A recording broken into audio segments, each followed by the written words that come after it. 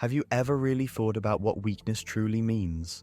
Not physically, but mentally and emotionally. Is weakness simply a harmless characteristic that just invites empathy or something like that? Or does it hide something more sinister? Something that can slowly undermine confidence and happiness? Friedrich Nietzsche saw weakness as more than just a shortcoming. To him, it was a trap, an invisible force that encourages people to conceal the truth, covering their lack of strength with false moralities. Picture someone who constantly appears kind, but their help is never genuine, or a person who insists they're the victim, manipulating others to cover their own weaknesses. Nietzsche saw this behavior as rooted in weakness and dishonesty.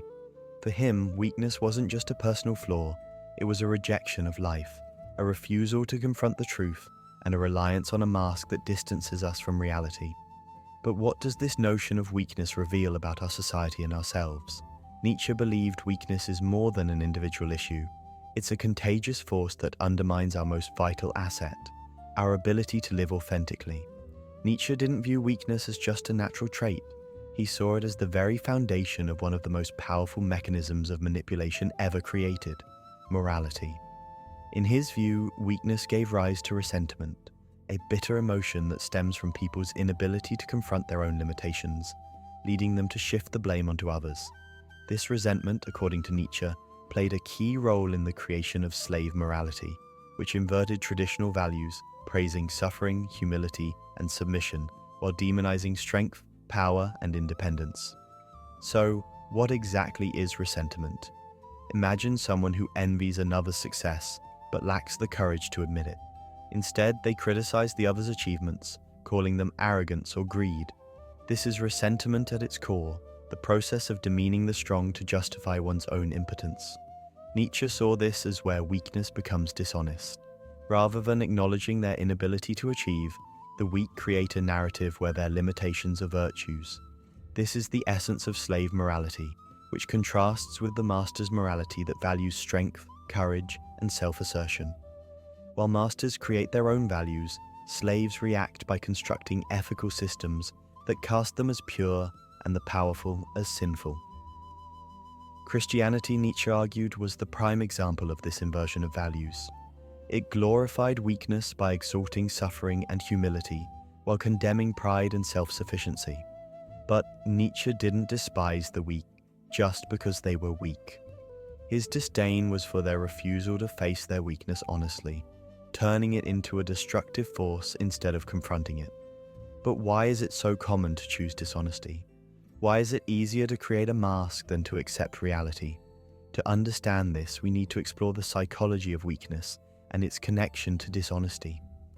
Nietzsche argued that weakness isn't just passive, it's active and insidious, often distorting the truth and damaging relationships. When someone faces their limitations, they have two choices: to accept their vulnerability and strive to overcome it, or to deny it and project it onto the world. It's in this second path that dishonesty arises. From a psychological perspective, this is the fear of confronting failure. Imagine someone who avoids challenges but blames others or circumstances. Nietzsche saw this as a defense mechanism, protecting the ego but, in the long run, fueling resentment. When resentment takes hold, the weak person becomes a master manipulator, using self-pity to gain support, disguising envy as morality, and blaming the powerful for their unhappiness. This creates a cycle where weakness persists and spreads. As Nietzsche critiqued Christian morality, it's easier to cling to a narrative that paints others as villains than to face one's own powerlessness. But what's the cost? For Nietzsche, denying reality has serious consequences. It stunts personal growth. If you don't accept your limits, you can't overcome them. It erodes trust. Those who manipulate the truth lose credibility. And ultimately, it weakens society. Weakness becomes contagious, leading to cultures built on resentment and self-sabotage. A practical example of this can be seen in the corporate world. Think of the colleague who never admits their mistakes but is quick to criticize others' work. This behavior breeds distrust and destabilizes the team. Nietzsche saw this dynamic as a microcosm of society. When many individuals choose dishonesty, weakness becomes a contagious virus, undermining the collective. However, Nietzsche did not believe that this condition was unavoidable. He argued that humans have the potential to transcend weakness by abandoning illusions and accepting reality as it is. This is where strength comes into play, not as something oppressive, but as the courage to face life without masks.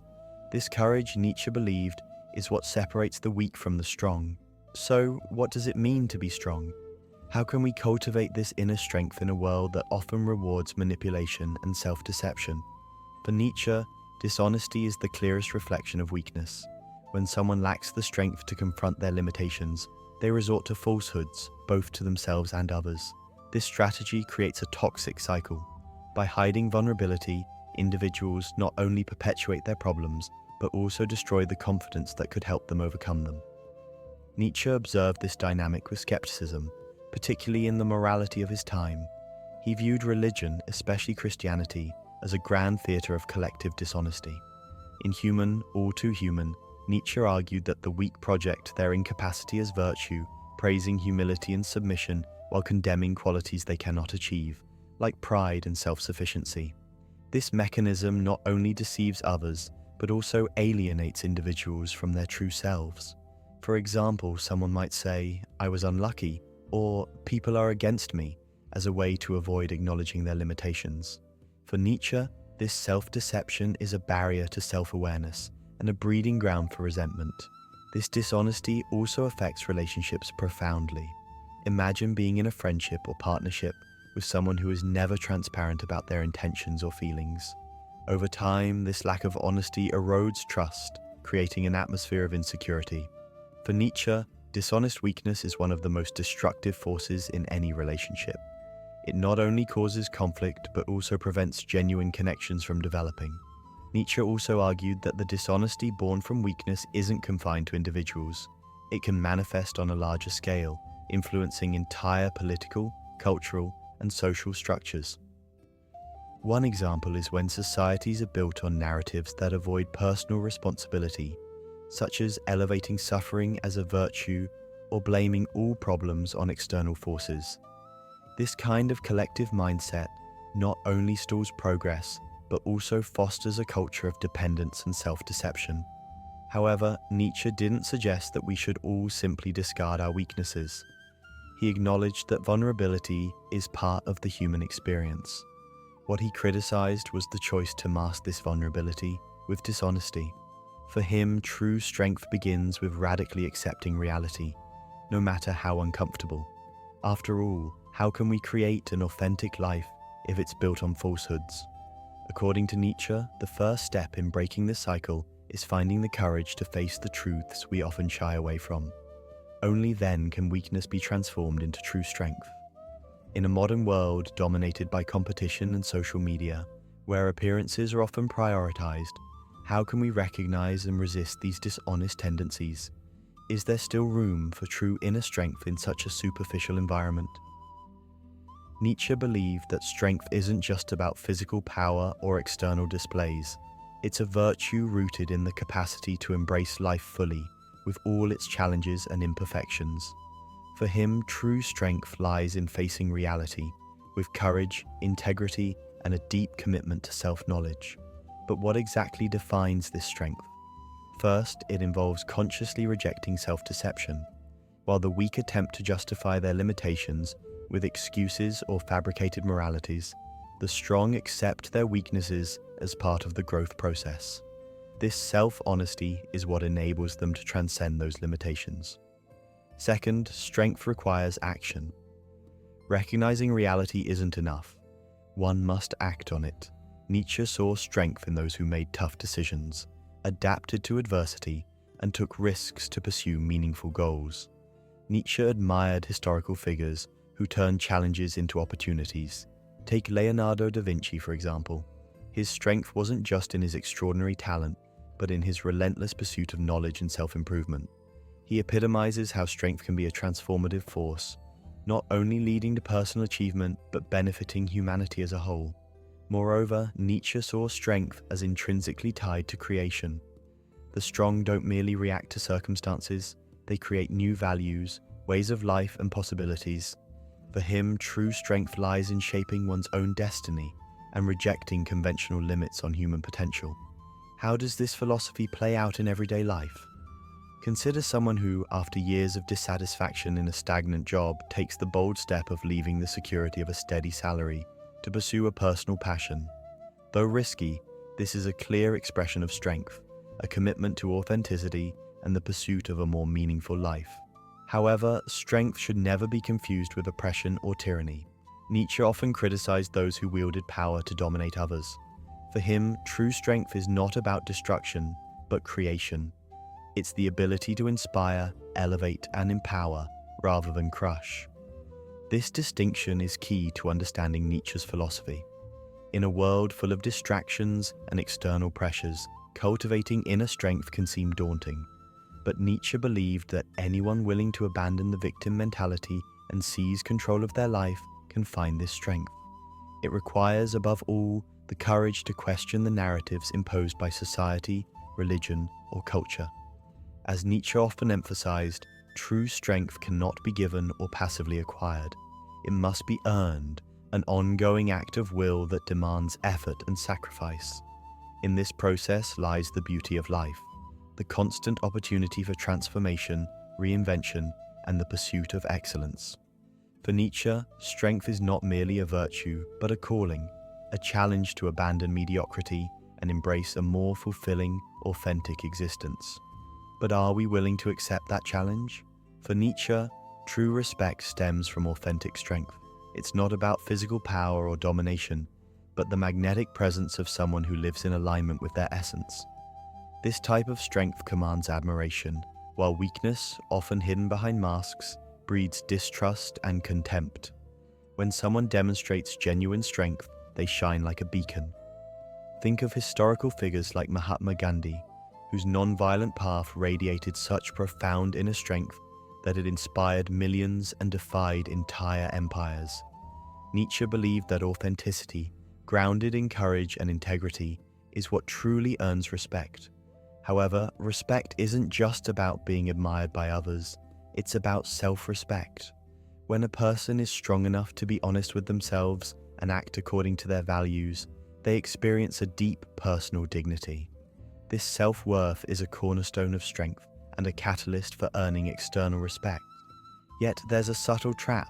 Many seek respect by trying to impress or manipulate others, which Nietzsche saw as yet another form of weakness.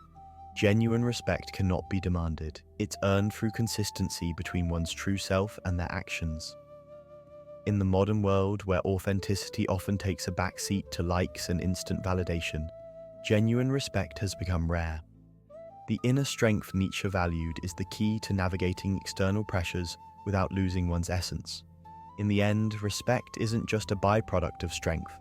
It's a reflection of a life lived with purpose and integrity. Are we ready to shed the masks we wear and earn real respect, beginning with ourselves? Compassion, often hailed as an essential virtue in modern society, is for Nietzsche a disguised form of weakness. Central to his thinking is the idea that pity, though frequently well-intentioned, breeds dependency and perpetuates vulnerability, ultimately corroding the human spirit. Rather than empowering others, Nietzsche argues, compassion infantilizes those on the receiving end. This dynamic is especially evident in how societies treat the underprivileged. Instead of fostering self-sufficiency, pity often locks people into a cycle of dependency, which Nietzsche sees as a betrayal of the human drive for self-affirmation and personal power. Consider, for example, a person facing financial hardship who receives help in a paternalistic manner.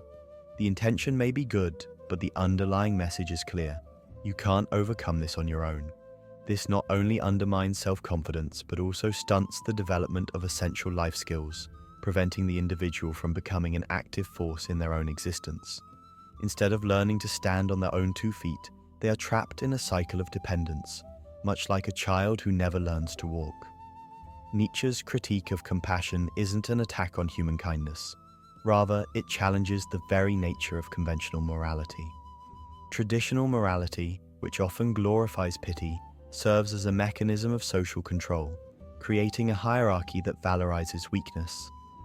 Those who perceive themselves as virtuous often feel superior when offering compassion, not realizing that they are nurturing the very weakness they believe they are alleviating. Nietzsche's critique is not a call to withhold help, but a redefinition of what help should look like.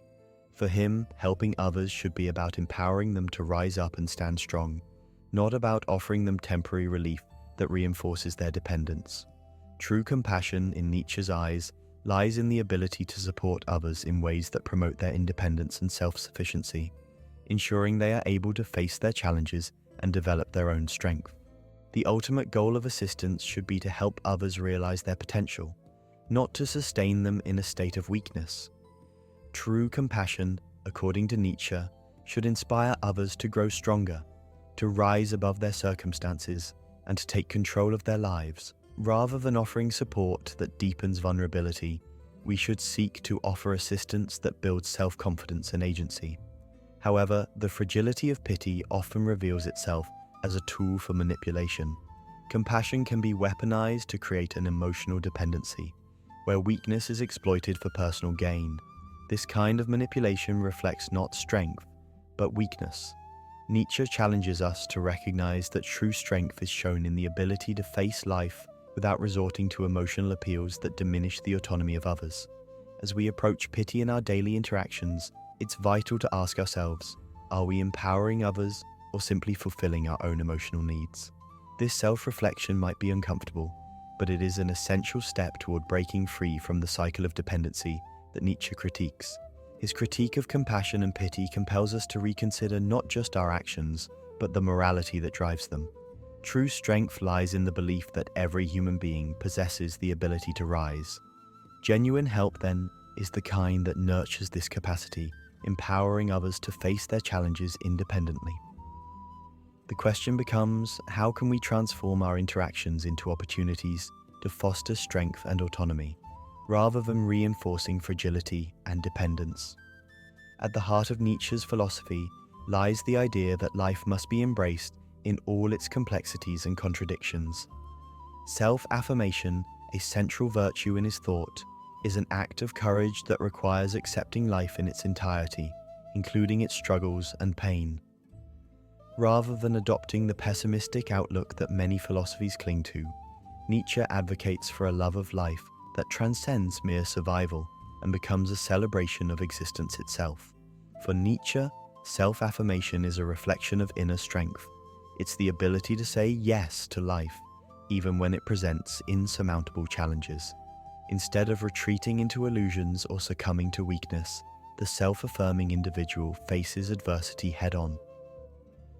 This mindset is not only essential for personal growth, but it also forms the foundation for building a more resilient society. By embracing our struggles and failures, Nietzsche believed we become more authentic. Weakness fades when we accept our imperfection, recognizing both our abilities and limitations. This acceptance becomes a powerful act of self-affirmation, allowing us to navigate life honestly.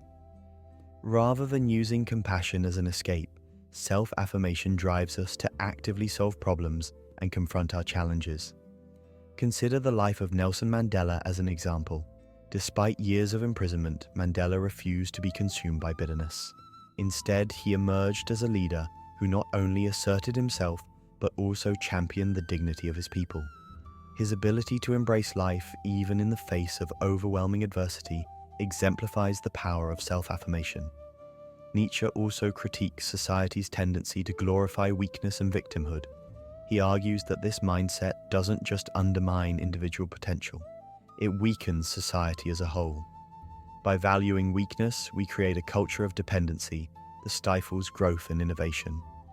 Rather than inspiring people to take charge of their own stories, this culture perpetuates mediocrity and stagnation. In this light, the love of life becomes a call to action. Nietzsche urges us to embrace our individuality and seek self-affirmation as a means of living fully. This involves not only accepting challenges, but also learning to love them, understanding that they are a vital part of our journey. Each obstacle overcome is an opportunity for growth, a testament to our inner strength, and a reason to celebrate life in all its complexity. Ultimately, self-affirmation and a love of life lead us to reflect on how we can contribute to a stronger, more resilient world. If each of us commits to affirming our own existence, to creating a space where strength and authenticity are valued, we can not only improve ourselves, but also inspire those around us.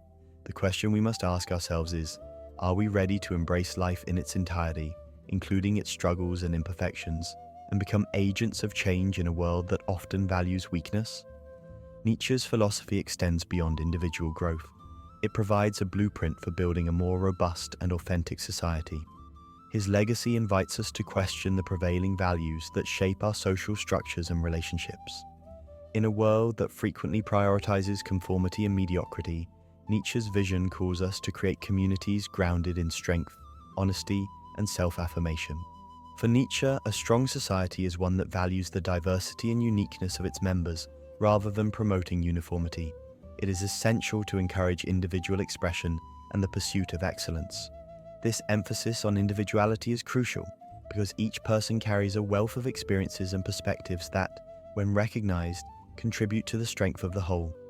Society, in this view, becomes a vibrant mosaic of talents and abilities where each individual can thrive and reach their full potential.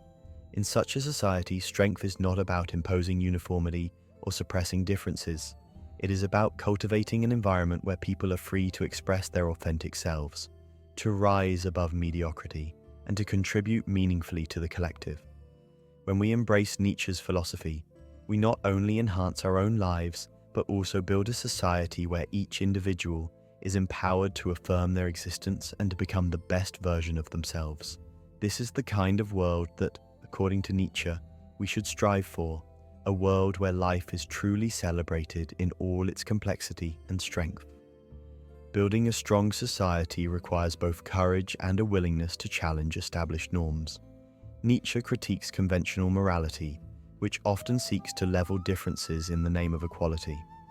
This trend not only devalues individual potential, but also creates an environment that stifles creativity and innovation.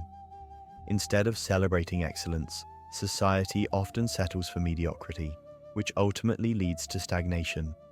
To foster progress, we must cultivate a culture that not only accepts, but values the struggle for self-affirmation, encouraging individuals to rise above the ordinary and push their limits. The strength of a society is not solely based on individual achievements, but also on the ability of its members to support one another. This support does not mean offering weak compassion, but establishing bonds of solidarity that promote self-sufficiency.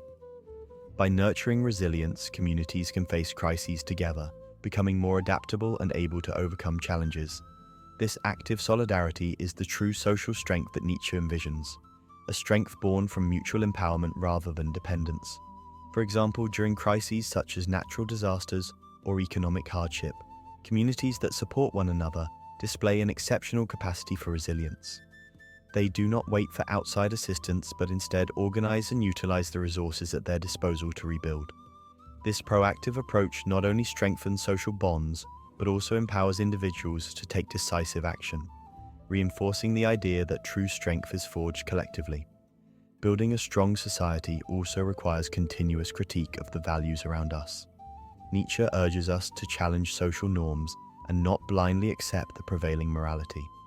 Critical reflection is vital to developing a society that values strength and authenticity. We must discern between what strengthens us and what weakens us, seeking a morality that expands rather than restricts our potential. Self-affirmation, as a concept, challenges us to be the protagonists of our own stories.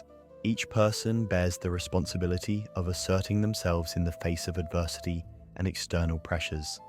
This involves not just acknowledging our weaknesses, but also transforming them into strengths. Embracing Nietzsche's perspective allows us to view struggles as opportunities for personal growth and development, rather than obstacles to be avoided. This shift in mindset is essential for creating a more meaningful and authentic life. Nietzsche's call to love life, embracing all its challenges, is a powerful antidote to the disillusionment and nihilism that pervade modern society. When we choose to love life in its entirety, even in the face of hardship, we find beauty and meaning where others might see only despair. In doing so, we become agents of change, inspiring others to follow our example and affirm their own lives. This transformative attitude, rooted in love for life and self-affirmation, enables us to build a stronger, more resilient society, one where individuals are empowered, creativity is valued, and true strength is cultivated.